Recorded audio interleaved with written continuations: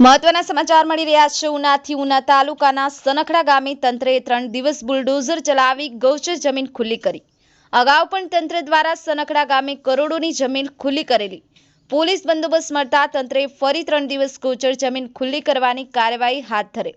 તાલુકા પંચાયત કર્મચારી, મામલતદાર કચેરીના કર્મચારી અને પોલીસને સાથે રાખી આંબાવાડી, નાળિયેરી, કેળ જેવી બાગાયત અને કપાસના ખેતરો પર બુલડોઝર ફેરવાયું।